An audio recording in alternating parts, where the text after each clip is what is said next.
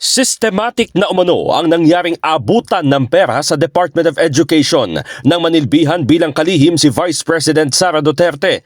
Kasunod dito ng paglutang ng ika-4 na personalidad na nakatanggap daw ng envelope na may lamang pera mula sa tanggapan ni Duterte noong nasa DepEd pa ito. Sa nakalipas na pagdinig ng House Committee on Good Government and Public Accountability, inamin ni DepEd Chief Accountant Runa Catalan na 9 na buwan siyang naabutan ng envelope na naglalaman ng 25,000 pesos bilang allowance umano galing sa Vice Presidente. Pero kapalit nito ang pagpirma ni Catalan sa liquidation vouchers para sa confidential funds.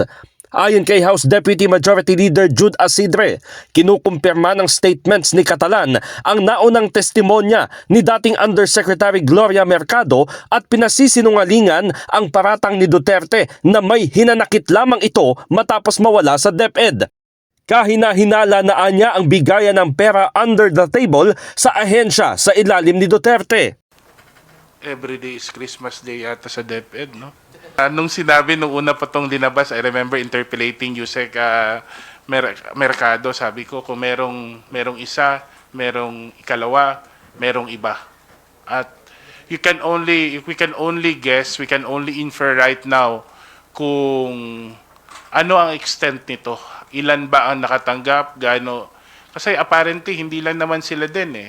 Kahit yung iba, di ba? Merong pang Pasko, merong pang birthday.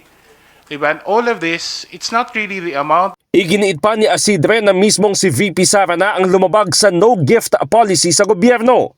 Kung allowance o incentives umano ito, meron namang tamang proseso, lalo na kung lehitimo ang source o pinagmulan. Ang Vice Presidente mismo, nung siya ay Secretary of Education, ay hindi sumunod sa sariling polisiya na no-gift policy. So anong klase ng leadership meron ang isang tao na siya mismo ang babali sa sariling polisiya? Doon mismo sa kami, kahit kami mga congressmen, hindi kami pwedeng magbigay ng regalo sa mga superintendents namin, sa mga regional directors namin.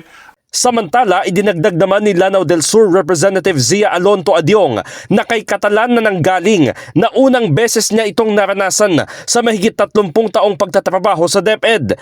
Napansin din ni Adyong ang timing ng pagbibigay na may kaugnayan sa release ng confidential funds. Nung tinanong ko siya, ito ba'y regular na nangyayari doon sa mga previous na naging secretary nung kayo ay nag-umpisa magserbisyo sa gobyerno? Sabi niya, hindi. So ang tanong ngayon is, bakit yun ang initial na assessment niya, no, sa confidential funds? Siya mismo, meron na siyang prejudgment na baka ito nga ay confidential fund. Dagdag na mga mambabatas, lumalabas na pili lamang na mga empleyado ang nabibigyan ng envelope. Kung talagang regular na allowance nila ang iniaabot ng opisina ni Duterte, dapat ay para ito sa lahat ng kawani at itinataon sa Pasko o iba pang espesyal na okasyon kung kailan namimigay ng cash gifts o bonuses ang gobyerno. In the heart of changing lives, ako si Brigada Haji Caaminio ng 105.1 Brigada News FM Manila, the Music and News Authority.